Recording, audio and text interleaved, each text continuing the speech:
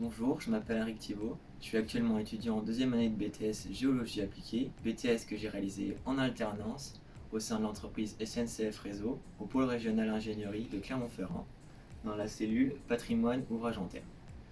Donc j'ai été en alternance en tant que chargé d'ouvrage en terre. Donc chargé d'ouvrage en terre, on s'assure de la surveillance et de la maintenance des ouvrages en terre.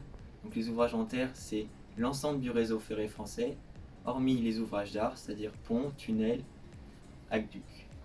Donc les ouvrages en terre, ils peuvent être formés de deux façons, où ce sont des remblais, on vient faire un apport de matériaux pour positionner la voie, ou des déblais, on vient extraire des matériaux pour positionner la voie.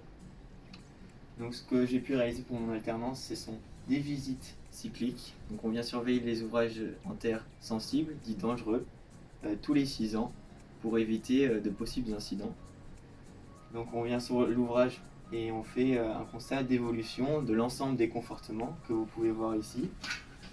Donc ici c'est un MACMAT, c'est un grillage avec des mailles pour éviter l'érosion de talus et retenir l'ensemble des éléments à l'arrière. On vient aussi faire l'inventaire des éléments rocheux pour éviter toute chute sur la voie. Et pour éviter aussi les chutes d'éléments rocheux, on vient faire ce qui est ici des emmaillotages. Donc ce sont des câbles et serre-câbles avec des ancrages pour éviter la chute d'éléments rocheux. Ici c'est un ancrage. Et donc on assiste à ça, on fait une conclusion, on fait ensuite des préconisations où on va préconiser des travaux, des possibles confortements ou d'entretien. On peut ensuite assurer le suivi des travaux pour éviter tout désordre pendant les travaux.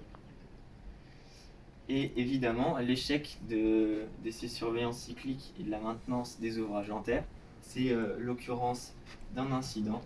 Donc il y a plusieurs sortes d'incidents en fonction des ouvrages. Ici, vous pouvez voir une chute de bloc rocheux qui a provoqué le déraillement d'un train de fret. Et ici, vous pouvez voir par exemple une coulée de boue qui a aussi recouvert la voie et empêché la circulation des circulations ferroviaires.